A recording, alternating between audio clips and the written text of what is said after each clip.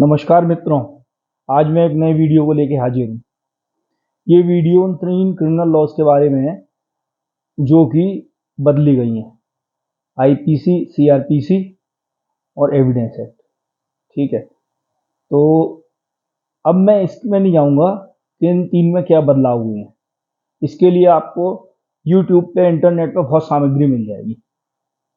मैं सीधे इस पे आऊँगा कि ये बदलाव करे क्यों गए हैं, क्या बदलाव करे गए हैं, उससे मतलब नहीं है क्यों करे गए हैं। देखिए दोस्तों, अभी आप पढ़ रहे होंगे, जैसे अभी अभी में रिपोर्ट आई है, मैं उस पर ही बनाऊंगा कि जो जून का पीएमआई डेटा आया है वो बहुत अच्छा आया, मतलब ग्रोथ बहुत अच्छी हो रही है, नौकरियों के बहुत अच्छे अवसरों का सृजन हो रहा है। भाई ये कैसे हो रहा है? सर्विसेज एक्सपोर्ट्स बहुत हो रहे हैं। अमेरिका, यूरोप, जहाँ पे सर्विसेज एक्सपोर्ट्स हमारे समय ज़्यादा होती हैं, सॉफ्टवेयर वगैरह, वहाँ तो बंद है। तो ये बढ़ कैसे रहे हैं? इंडिया की इकोनॉमी इतना अच्छा कर कैसे रही है? 8% की रेट से बढ़ रही है। पूरे संसार में मंदा छाया हुआ है। तो उसका कारण क्या है कि जो इस सरकार ने पिछले 10 साल में रिफॉर्म्स करी हैं, जैसे जीएसटी रिफॉर्म्स, और एक रिफॉर्म है आईबीसी, बैंक्रप्सी कोड लाए। तो आप ये समझ लीजिए, ये जुडिशियल रिफॉर्म है एक प्रकार का। और अगर जुडिशियल रिफॉर्म पूरी तरीके से हो जाते हैं, और भी कई चाहिए, केवल इस एक से कुछ नहीं होगा, थोड़ी सहायता मिलेगी। ठीक है, और तो आप ये समझ लीजिए, जितना जीएसटी और आईबीसी और यूपीआई सबके मिला के लाने से जो भारत देश को फायदा हुआ है, मालूम हम कह सकते हैं उनसे करीब ग्रोथ रेट अगर 2% बढ़ गई, जो जुडिशियल रिफॉर्म्स हो गए कि आदमी को त्वरित न्याय मिल गया, वो कोर्ट में गया साल 2 साल में, और उसको हेरस नहीं होना पड़ा, भाग दौड़ नहीं करनी पड़ी ज़्यादा। तो आप ये समझ लीजिए, ये 3 जो मेन रिफॉर्म्स हैं, जीएसटी, आईबीसी और यूपीआई, इन तीनों से मिला के जितना फायदा हुआ है, इससे के लिए जुडिशियल रिफॉर्म्स और पुलिस रिफॉर्म्स कर दिए, यहाँ त्वरित न्याय हो, पेंडेंसी खत्म हो, उतना फायदा मिलेगा। तो ये 3 क्रिमिनल लॉ इसी उद्देश्य से लाए गए हैं। अब जैसे क्या, इसमें 3 साल में केस का डिसीजन देना ही देना होगा, क्रिमिनल केस का।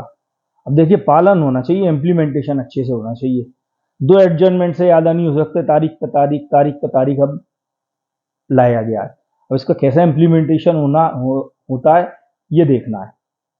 और अभी तो थोड़ी दिक्कत होगी पुलिस ऑफिसर्स को और जुडिशियल ऑफिसर्स को, खासतौर से जो निचले कोर्ट में, डिस्ट्रिक्ट कोर्ट्स में, क्योंकि पुराने केस पुराने लॉ से चलेंगे, नए केस नए लॉ से चलेंगे। जबकि सरकार ने बहुत तैयारी करी है, बहुत मतलब ट्रेनिंग दी है, पर थोड़ी दिक्कत होगी, और ये दिक्कत होती है ट्रांजिशन पीरियड की होती है। तो पुराने केसेस हैं वो पुरानी लॉ से चलेंगे, जब वो केसेस हौले हौले खत्म हो जाएंगे तो नए केसेस हैं ये इससे चलेंगे। अब मैं आपको बताता हूँ कि ये एक बहुत अच्छा कदम है, पर इसके साथ कुछ कदम और उठने चाहिए। जैसे एक तो ये हो गया, और एक जुडिशरी में एक काम और, जुडिशरी में क्या होता है, बहुत से जुडिशियल फंक्शंस होते हैं, मतलब जज के, जो उसको सुनना है, कोर्ट का केस से संबंधित केस का फैसला देना है। और कुछ फंक्शंस होते हैं वो नॉन जुडिशियल होते हैं जुडिशरी में भी। और अगर आप जुडिशियल आदमी से लोगे वो नॉन एग्जीक्यूटिव फंक्शंस, तो वो अपना केस में कम टाइम दे पाएगा। तो एक क्या करना चाहिए, जुडिशियल और नॉन जुडिशियल फंक्शंस को अलग करके, क्योंकि बहुत लोड रहता है, जो जजेस होते हैं, मजिस्ट्रेट्स होते हैं, तो उनको नॉन जुडिशियल काम ना लिया, उससे अलग एग्जीक्यूटिव सरकार नियुक्त करे, डिवीजन ऑफ ड्यूटीज हो। जुडिशियल जो मजिस्ट्रेट्स हैं, जजेस हैं, वो केवल जुडिशियल कार्य देखेंगे, तो उनके ऊपर भार बहुत हल्का होगा। तीसरी क्या है कि इसका विस्तार करा जाए। तो काफ़ी कोर्ट्स में हैं वो जगह खाली हैं, रिक्त स्थान है, उनको भरा जाए, तो उससे बहुत फर्क पड़ेगा। तीसरा, इनको क्या करना पड़ेगा, टेक्नोलॉजिकल अपग्रेडेशन। अब टेक्नोलॉजिकल अपग्रेडेशन ऐसा नहीं जुडिशरी का ही, पुलिस का भी करना पड़ेगा, थानों का और जुडिशरी का। और एक ऐसा तंत्र विकसित करना होगा कि सारी जानकारी एट द मतलब उसके जो हमारे जुडिशियल अधिकारी हैं उनके डिस्पोजल पर है, एक बटन से दिख जाए। आप ये समझिए, तमाम केस तो इसलिए पेंडिंग है कि जानकारी के अभाव में जानकारी नहीं पहुंची है, तो पेपर्स दिए गुम हो गए हैं, नहीं पहुंचे, क्या हुआ, तो ये पेपर लेस होना चाहिए। पेपर हो और सारे डिजिटल रिकॉर्ड, तो कम से कम ये एक रीजन खत्म हो जाएगा, ये केसेस है। और दूसरे जो टाइम लगता है सूचना पहुंचाने में, वो खत्म हो जाएगा, वो खत्म ही हो जाएगा। ठीक है। तीसरे क्या है, पुलिस रिफॉर्म्स करने होंगे। पुलिस रिफॉर्म्स में मैं आपको मेन रिफॉर्म्स बता रहा हूँ, रिफॉर्म्स तो बहुत चाहिए। पुलिस रिफॉर्म्स में एक चीज ये जरूर कर दें कि पुलिस के देखिए क्या काम होते हैं, एक तो लॉ एंड ऑर्डर होता है मेनली, और एक होता है इन्वेस्टिगेशन। तो लॉ एंड ऑर्डर और इन्वेस्टिगेशन, इन दोनों को अलग कर दें। उसके दो फायदे होंगे। एक तो जैसे जो इन्वेस्टिगेटिंग अथॉरिटी है, जो इन्वेस्टिगेशन कर रहा है, उससे स्पेशलाइजेशन आएगा, वो केवल इन्वेस्टिगेशन करेगा। तो कभी इन्वेस्टिगेशन करने लगे, कभी लॉ एंड ऑर्डर मेंटेन करने लगे, तो आदमी डिस्ट्रैक्ट होता रहता है। दूसरे, एक अफसर इन्वेस्टिगेशन कर रहा है, उसे कहीं और ट्रांसफर कर दिया, लॉ एंड ऑर्डर में दूसरा आया, दूसरे को फिर नए सिरे समझना पड़ रहा है। अब क्या है कि अगर पूरे एक मान लो एक का ट्रांसफर भी आ गया, दूसरा आया, वो स्पेशलिस्ट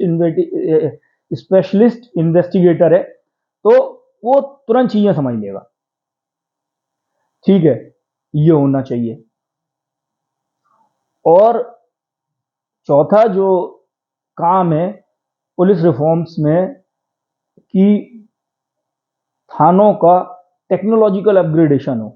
जैसे हमारा सीसीटीएनएस चल रहा है ना, इसका 2.0 वर्जन आए, सारा चीज कंप्यूटराइज कर दिया है। एक रिफॉर्म और करना पड़ेगा, फॉरेंसिक लैब्स स्थापित करी जाए, हर डिस्ट्रिक्ट में है, इसमें प्रावधान है, कहा गया है करेंगे। उससे फायदा क्या होगा कि एविडेंस टेम्पर हो जाती है, खत्म हो जाती है फॉरेंसिक के अभाव में। इससे क्या होता है, कन्विक्शन रेट बहुत कम होता है क्रिमिनल लॉज में खासतौर से। और जो कन्विक्शन रेट कम होता है, तो अपराधियों के हौसले बड़े रहते हैं, अरे कर दो, देखा जाएगा, पैसे के दम पे, और वो अपना बच जाते हैं। और क्या होगा, जब फॉरेंसिक लैब्स स्थापित होंगे, तो प्रोसिक्यूशन रेट बढ़ जाएगा। मतलब जितने केस स्थापित होते हैं, उसमें सजा ज्यादा मिलेगी। अभी 3-4% है, अगर ये समझिए 15-20% में भी पहुंच गया, भाई कोई भी केस कराए, किसी ने तो कराए ना।